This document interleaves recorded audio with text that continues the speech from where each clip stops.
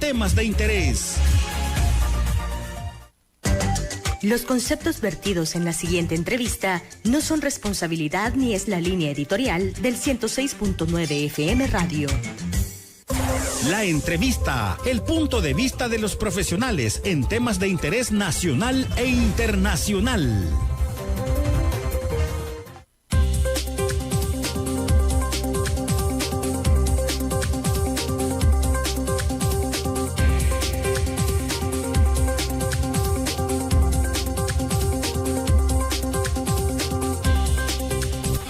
Buenos días. Acá estamos muy temprano compartiendo con ustedes la entrevista en 106.9 FM Radio. Estamos en La Popular. Muchas gracias a usted porque está con nosotros muy temprano.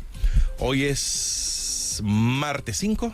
Muy bien, Francisco, muy bien. Martes 5 de julio. Bienvenidos. Está Fran Durán en controles. En el desorden La Maya. ¿Qué? ¿Tiene miedo? Miércoles de hoy. ¿Y hoy qué dije yo?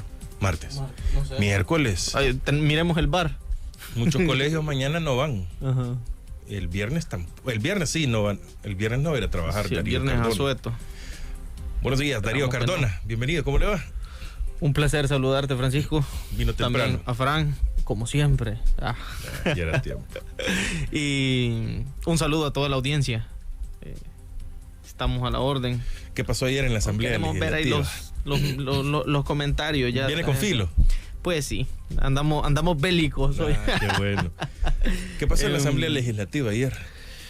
Ayer no pasó mucho. Yo creo que va a pasar más en la próxima. Aunque creo que el tema al que le dieron más relevancia, al que le dieron más trascendencia en la plenaria del día de ayer fue quiero ver.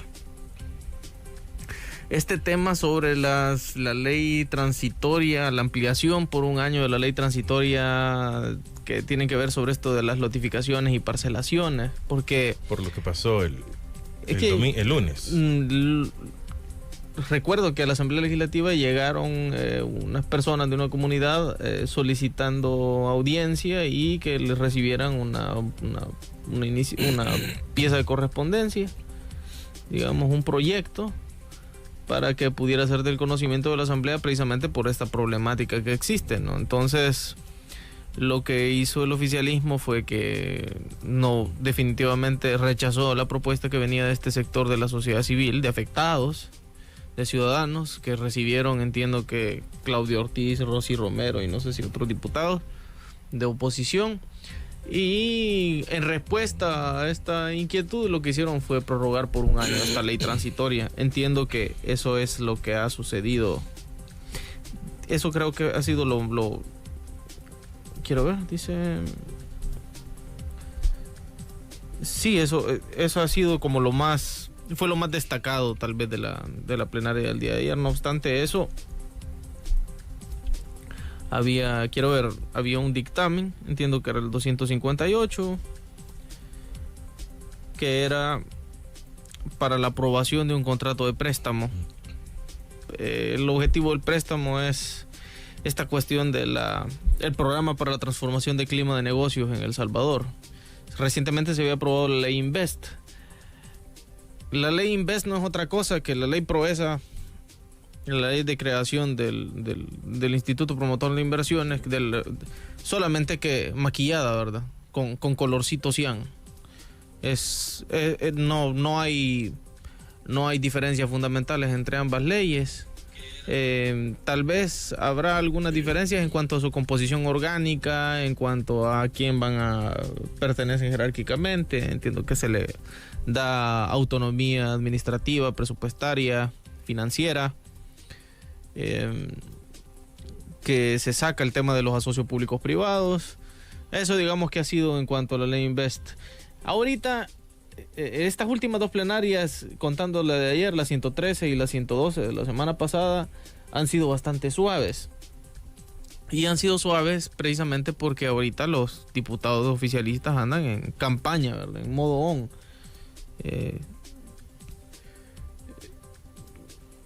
Y siempre ocupan la Asamblea como esta caja de resonancia de la publicidad gubernamental, pero se han dado cuenta de que necesitan empezar a darle seguimiento a los territorios, porque la gente está bastante desencantada con el partido oficialista. El único gran problema que tiene la oposición es que frente al desencanto de la ciudadanía contra el oficialismo, no ha sido capaz de crear una alternativa que sea, digamos, a la que se puedan acoger los salvadoreños desencantados de la clase política, que ya incluye al partido oficial. Es decir, que la oposición no ha tenido la madurez ética, ni la madurez política, ni la visión como para poder ofrecerle a los salvadoreños una alternativa distinta. Entonces nos encontramos chapoteando, Francisco, nos encontramos, digamos, en un estado de... La oposición se encuentra ahorita en un estado de letargo, y tratando de descubrir qué es lo que va a hacer pero desde una perspectiva eminentemente electoral, no desde una perspectiva histórica, no desde una perspectiva sociológica, no desde una perspectiva política. Yo creo que habría podido ser perfectamente capitalizable el desencanto de la gente, sobre todo contra la oposición, contra el oficialismo, pero no se ha sabido utilizar. En primer lugar, de las 3 elecciones presidenciales, legislativas y municipales, la elección a la que la oposición le debiera de dar mayor importancia es a las elecciones legislativas. Claro. Nosotros estamos claros de eso, creo que la ciudadanía está clara, la ciudadanía opositora está clara que el principal frente es las elecciones legislativas. No obstante ello, no son las elecciones legislativas la principal prioridad de los partidos políticos de oposición ahorita. Hay partidos políticos a los que le están dando mayor preponderancia o mayor relevancia a las candidaturas presidenciales. No digo que esté mal, pues, porque yo creo que es importante, pero las elecciones legislativas son las fundamentales. ¿Por qué? Bueno, porque no puedes esperar de la noche a la mañana que vas a cambiar la percepción o la percepción pública que la gente tiene del presidente. Cuando te vas a enfrentar al adversario, esto es parte de, no sé si usted ha escuchado el libro El arte de la guerra de Sun Tzu, pero tenés que identificar cuáles son las fortalezas y las debilidades del adversario. Y la principal debilidad de tu adversario, que es Nayib Bukele, la principal debilidad son los diputados de la Asamblea Legislativa y los alcaldes municipales. Ahora, parece entonces que la prioridad tendrían que ser las elecciones legislativas y las municipales, pero sucede algo con las elecciones municipales, que las municipales han perdido relevancia política precisamente porque se ha destruido la autonomía municipal. O sea, de facto, porque las alcaldías siguen existiendo. Se han reducido el número se han convertido en distritos, se ha reducido el número de alcaldías, pero lo esencial es que se ha perdido la autonomía municipal y que actualmente las alcaldías municipales son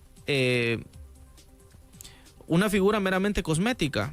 Se están convirtiendo en lo que han sido siempre las gobernaciones departamentales. ¿Por qué? Porque el Ejecutivo se ha arrogado potestades que son de las municipalidades y las ha relegado a un rol de irrelevancia. Desde el momento en el que tenés una dirección de obras municipales que funciona a nivel nacional y que se encarga de realizar proyectos a nivel nacional, esa asignación presupuestaria que le das a esta institución hace que las alcaldías se debiliten financieramente por darle prioridad a esta dirección de obras municipales y hace al final que los proyectos emblemáticos queden en manos al final del órgano ejecutivo, del gobierno, de casa presidencial prácticamente, pues. No existe autonomía municipal y por lo tanto solamente te quedan las elecciones legislativas. Y como este es el flanco débil, es precisamente el flanco que hay que atacar. Sobre todo por una razón en particular. Los salvadoreños todavía no han logrado asociar a la figura del presidente Bukele con la figura de los diputados del oficialismo, con los diputados de Nuevas Ideas. Es decir, que la gente no se da cuenta que la administración del presidente Bukele es exactamente lo mismo que lo que sucede con la fracción legislativa de Nuevas Ideas. Y la gente siente hasta cierto punto, digamos, algún grado de recelo, de desconfianza contra la fracción oficial del oficialismo, pero eso no se ve trasladado a la imagen política del presidente de la República, porque él trata de mantener cierto distanciamiento en términos de imagen, no en términos de trabajo, porque al final no podemos negar que todo lo que hace la bancada de Nuevas Ideas es ordenado directamente de Casa Presidencial, es ordenado directamente por el presidente de la República. Es por eso que el último informe de rendición de cuentas que hizo el presidente de la República en la Asamblea Legislativa fue más un show que un informe verdadero de rendición de informe de gestión. Ahora, ¿cuál es el problema fundamental acá? El problema fundamental es que la oposición, cuando usted escucha la palabra oposición, ¿qué se le viene a la mente? El imaginario colectivo, cuando escucha la palabra oposición, se imagina Arena FMLN. Y mucha gente se imagina Arena Frente. El espectro de los partidos de oposición, no obstante, ellos realmente son Arena FMLN, Arena FMLN, Nuestro Tiempo, Vamos. De ahí está el partido Fraternidad Patriótica Salvadoreña y creo que paramos de contar porque los otros partidos son partidos satélites del oficialismo. O sea, son también mero maquillaje nada más. Entonces, el problema es que para poder hacer un buen papel en las próximas elecciones, los partidos políticos de oposición tendrían que trabajar de una manera coordinada. ¿Y qué es lo que garantizaría esta coordinación en el trabajo de los partidos políticos? Lo que garantizaría esa coordinación es la existencia de acuerdos mínimos entre estos partidos políticos de oposición, la existencia de al menos un cúmulo de valores, perseguir un mismo objetivo. Hay una gran diferencia entre lo que es una coalición electoral y una coalición con objetivos políticos, una alianza política. Porque una coalición electoral es una cuestión, primero, meramente coyuntural. Y segundo, atiende a finalidades estrictamente electorales, mientras que una alianza política tiene objetivos más altos que una mera elección. Primero, una alianza política puede trascender eventos electorales. Es decir, no necesariamente enfocarse en las elecciones del 2024. Una alianza política perfectamente puede fijarse como objetivo las elecciones presidenciales del 2029. Una alianza política implica una serie de la creación de un ideario común y de trabajar sobre la base de ese ideario. Pero para que exista ese ideario común es necesario que haya, en primer lugar, voluntad política. En segundo lugar, o más bien en primer lugar, ética y en segundo lugar, voluntad política.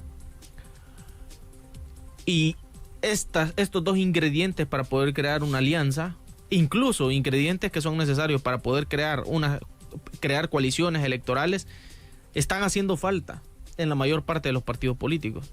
¿Por qué? Porque los partidos políticos de oposición han caído, o más bien, han demostrado ser lo que los salvadoreños han creído que son y por lo cual los han castigado en las últimas elecciones. Y lo estoy diciendo de una manera autocrítica porque yo también soy miembro de la oposición.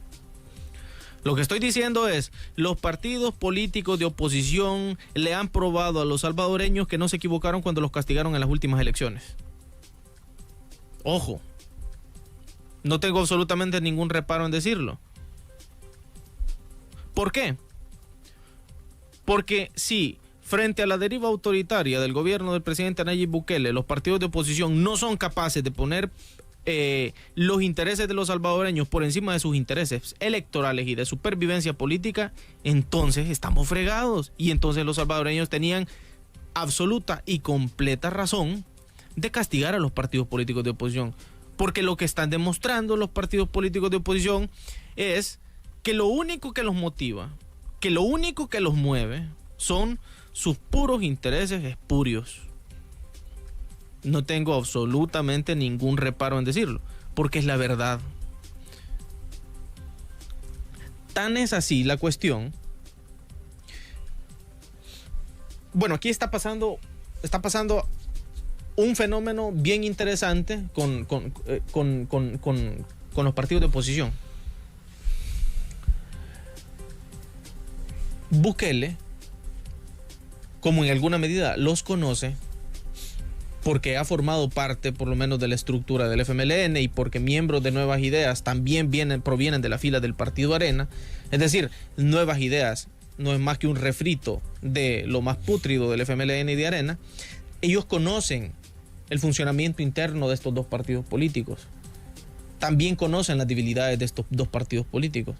Y saben a la perfección que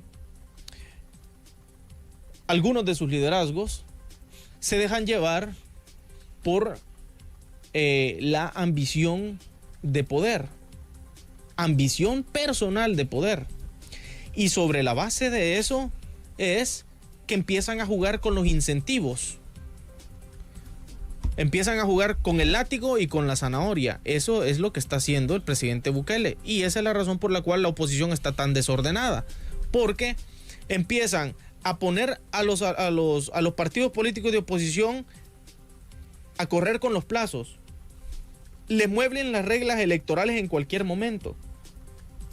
Y entonces vienen los partidos políticos de oposición y empiezan, como que si fuera un panal de avispas al que le has puesto una humareda, empiezan a revolotear alrededor de las reglas tratando de encontrar el cómo, el qué, para tratar de averiguar qué es lo que van a hacer para poder asegurarse de ganar la cantidad de escaños que se han proyectado, para poder ganar la cantidad de alcaldes que se han proyectado, para poder obtener las proyecciones más favorables en las elecciones presidenciales. Y como los partidos políticos de oposición están pensando con los intestinos, con el sistema digestivo, dejan de lado lo más importante, que es, no estamos hablando aquí de eventos de carácter electoral. O sea, las elecciones son solamente una suerte ahorita de distractor. Porque en un país que se encuentra en una transición hacia una dictadura, hacia un autoritarismo, los eventos políticos no están marcados por resultados electorales, están basados en la composición social, están basados en la inversión en la jerarquía de valores de la sociedad, están basados en el resentimiento, están basados en la incapacidad de la clase política para atender a las expectativas de la ciudadanía. Eso es lo que conlleva hacia una dictadura. Y eso es algo que trasciende de un análisis meramente electoral. Son análisis que tienen que ver, en los que se tienen que sentar profesionales a estudiar la psicología de las masas, a estudiar los comportamientos sociológicos y el porqué de ellos. Es decir, se precisa una suerte de diagnóstico y una visión, una proyección de mediano y de largo plazo más que de corto plazo. En el corto plazo, por ejemplo, buena parte de los liderazgos de la oposición están convencidos de que el presidente Bukele va a ganar las elecciones presidenciales. Están convencidos también de que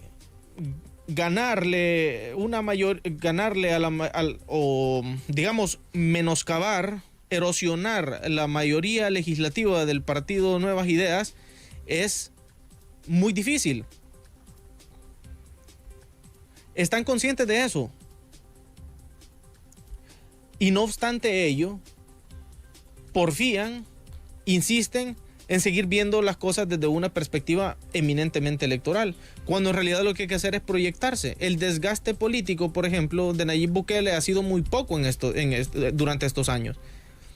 Pero ese desgaste político que ha tenido en la actualidad es un desgaste político que va a ser mucho mayor en el futuro, cuando empiecen a observarse las fisuras en el discurso. Ahorita todavía no se ven. Ahorita todavía no se ven porque todavía hay plata, porque todavía el gobierno no ha tenido necesidad de recurrir a la represión. Esas fisuras entonces todavía no se ven, se van a ver más adelante.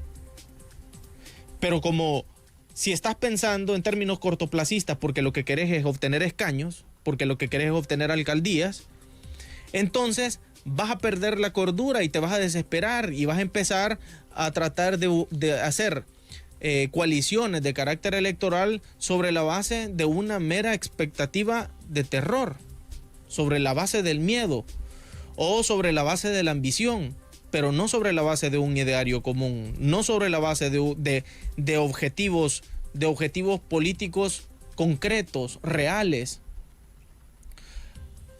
Por eso es de que yo siempre he insistido en espacios como estos, que la principal prioridad de la oposición no es empezar a analizar lo que el Partido Nuevas Ideas está haciendo. Lo principal es hacer un diagnóstico de las demandas de la población, hacer un diagnóstico de las causas que nos han llevado a la situación en la que nos encontramos actualmente. Por ejemplo, si yo en la actualidad le hablo a usted en términos de democracia, le hablo, por ejemplo, imagínese, voy a utilizar estas expresiones. En este país se ha perdido la democracia, se ha perdido el equilibrio que tiene que existir en el sistema de frenos y contrapesos, se ha perdido el Estado constitucional y democrático de derecho, no se respetan las disposiciones de la Constitución, se ha perdido la transparencia que tiene que existir, la rendición de cuentas, no se respeta la ley de acceso a la información pública. Si yo empiezo a usted a hablarle con estos términos, lo que voy a hacer es dormirlo. Porque, para comenzar, la democracia tiene una carga semántica en el imaginario colectivo. Y esa carga semántica está determinada por lo que los eventos históricos han determinado que significa la democracia. Para el salvadoreño de a pie, la democracia no representa otra cosa que la perpetuación del sistema de privilegios de las castas políticas tradicionales. Eso representa la democracia para la psique de los salvadoreños. Y por lo tanto, no podés venir o tratar de conectar con el público hablándole sobre un término que para vos puede tener una connotación positiva porque te está basando en las ideas de los tratadistas del derecho, de la teoría del Estado, del derecho constitucional, o en las ideas de tus amigos y de tus conocidos, pero no te estás basando en la idea que los salvadoreños tienen deteriorada de la democracia. Entonces, tenés que pensar primero cuál es la visión que tienen los salvadoreños de la clase política, de aquellas cosas a las que la oposición dice defender. Porque si los opositores empiezan a dar un discurso de una democracia vacua que a los salvadoreños no les representa absolutamente nada, no vamos a lograr conectar con la gente. Por eso es de que se hizo viral un hashtag hace un tiempo que decía, no sé si te acordás de ese hashtag, que era "qué bonita dictadura". Sí. ¿Todavía anda por ahí? Sí, por ahí anda. Y cuando empezás a reflexionar cómo pudo hacerse viral una expresión de esa naturaleza, como "qué bonita dictadura", empezás a entender que... Y que vino de los mismos mensajes del oficialismo. Entonces uno empieza a entender, si esto ha tenido tan buen recibimiento de parte del público, es porque hay gente que no tiene ningún reparo en aceptar públicamente que prefiere tener una dictadura a tener una democracia como la que teníamos antes.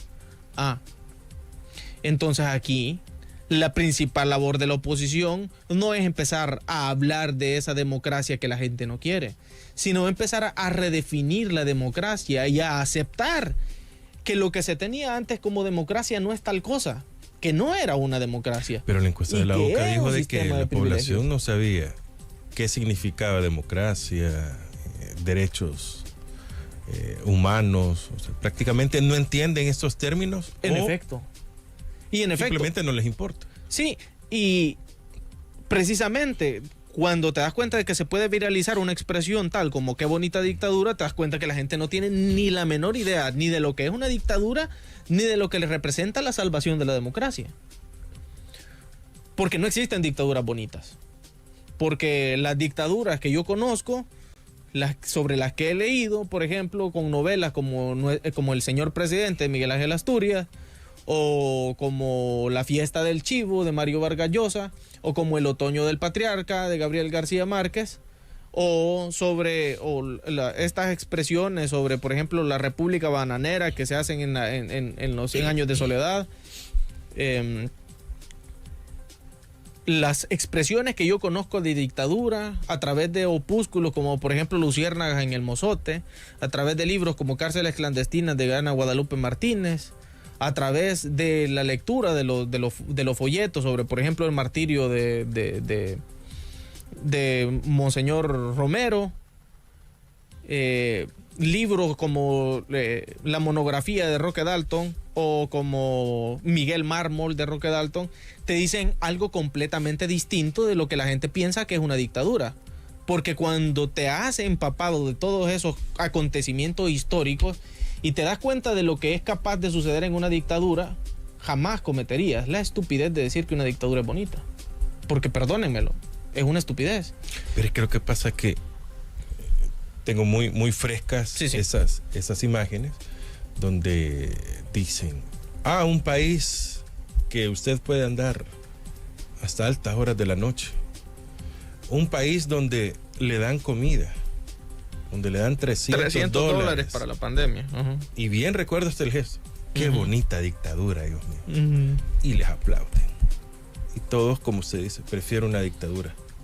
Uh-huh. O sea, muchos dicen, podemos andar libres en la calle y hoy tenemos libertad, pero ¿a qué costo? Uh-huh. Exacto. Es exactamente lo mismo que sucede con el que le preguntas vos, por ejemplo, ¿qué piensa? De lo que se han robado. Sí, los otros también robaban. Ajá, claro. No, y también, por ejemplo, hablando de un tema, de un tema cotidiano. Si vos le preguntás a un adicto a la marihuana, por ejemplo, o a la cocaína, lo que te va a decir es, a mí me encanta la marihuana y a mí me encanta la cocaína. Eso es lo que te va a decir el cocainómano. Lo que te va a decir y lo normaliza. El drogadicto. Y lo normaliza. Pero, claro, es que el subidón que te da la droga en el momento en el que la estás consumiendo es algo como para no creerse, ¿no? El problema son las consecuencias. En ese momento no las estás percibiendo. Después eso va a deteriorar brutalmente tu calidad de vida. Y entonces ahí se acaban los qué bonita dictadura. Esta cuestión, como lo he venido diciendo también con otra expresión que utilizo mucho, es que en las dictaduras pasa lo que sucede con el cáncer. Mucha gente no sabe que lo tiene y no sabe qué tan grave es lo que tiene hasta que lo tiene en etapa 3, hasta que hay que ir a ingresarlo al hospital o a cuidados intensivos. Mientras tanto, o sea, cree que el consumo excesivo, qué sé yo, de bebidas alcohólicas o el consumo excesivo de bebidas carbonatadas es la cosa de lo más normal del mundo y que es rico y que es sabroso echarse 3 Coca-Colas al día. Claro, es exactamente lo mismo. Mientras te están dando los $300, vos los agradeces y qué feliz. Mientras puedes salir a las 10 de la noche, a las 11 de la noche, a medianoche, porque tenés el país militarizado y mientras los militares no hacen absolutamente nada contra tu persona, entonces vos te sentís en la plenitud del goce de tus derechos fundamentales. Sí, pero cuando te toca empezar a protestar porque no te han pagado como empleado municipal, cuando te toca empezar a protestar porque te despidieron porque recortaron el personal en una institución pública. Cuando te toca empezar a protestar, por ejemplo, porque los cheros del presidente decidieron a crear una lotificadora, o una constructora empezó a crear un complejo residencial y te dejó sin agua, entonces cuando empezás a protestar y esos militares y esos policías ya no son tan amigables con vos, entonces ahí ya no decís qué bonita dictadura. Porque ahí empezaste a experimentar ya las consecuencias de haberle dado un abuso, un poder excesivo al presidente de la República. Es que mira, pues, o sea, nosotros porque los salvadoreños pecamos de arrogantes. No queremos aceptar que estamos a punto de vivir experiencias similares, históricas, a las que hemos vivido en el pasado y a las que se han vivido en otras latitudes del continente. No lo queremos aceptar porque creemos que somos los detentadores de la verdad. Pero lo cierto es que ningún país, ningún pueblo ha tenido que sufrir una dictadura sin que su pueblo, sin que este mismo pueblo haya sabido de antemano que se enfrentaba a una dictadura. Todas las dictaduras han surgido precisamente porque el pueblo ha estado descomunicado de la realidad, porque piensa que ese caudillo que se empieza a forjar es el salvador. Pero que fíjese, Darío, con lo que usted menciona de que la población está desconectada de la realidad. Ahí es donde aplica aquel famoso dicho del pan y circo. O sea, que te alejan de la realidad. O sea, porque hoy un concierto se llena y el concierto se llenó. Miren qué tranquilos están. Miren las libertades. Antes esto no pasaba. El estadio se llenó. Y la gente imagina que ese es un indicador del bienestar. Miren, encendieron el árbol en no sé dónde y se llenó. Antes eso no pasaba. Miren, el centro histórico hoy se llenó. Antes eso no pasaba. Miren la feria cómo está de llena. Antes no nos muestran bajo ningún concepto algo que nos vaya a llenar. Solo nos muestran los distractores. Miren los juegos. ¡Wow! El circo. Sí. Solo nos muestran los distractores. Potencian la idiotez a su máxima expresión. Yo traté de acreditarme para los Juegos Centroamericanos y del Caribe y me causaba tristeza, no sé qué me causa. Al final todo lo peor, ustedes imagínenselo, de que estábamos como un medio serio, viniendo de una empresa que tiene 30 años en los medios de comunicación reconocidos. Yo era el primero que estaba y era, ¿y usted es youtuber? ¿O es tiktoker? ¿O cómo se le llaman a los otros? Creadores de contenido. Ah, va, exacto. No, le decía, pues espéreme, algún youtuber, tiktok, salía cualquier hijo de vecino. Pase usted. Va, cuando, muy amables, eso sí, pero me decían los jóvenes que son colaboradores. Cuando terminen de venir los creadores de contenido, los tiktokers, cualquier cosa, van a pasar ustedes.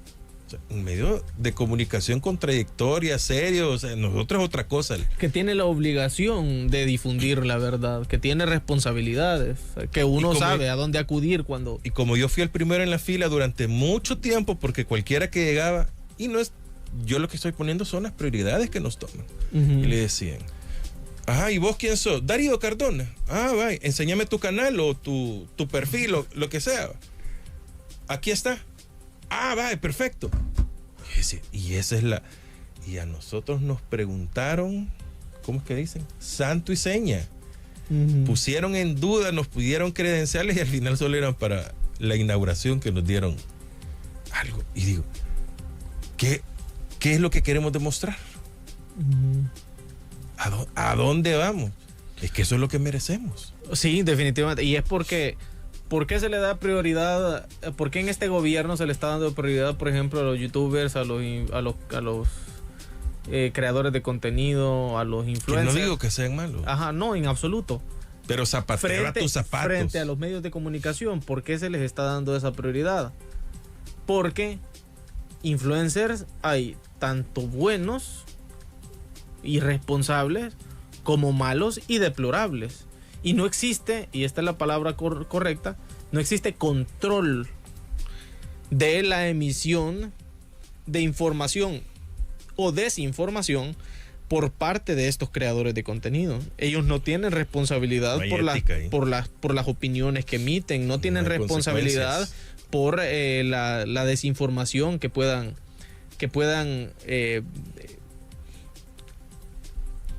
proferir.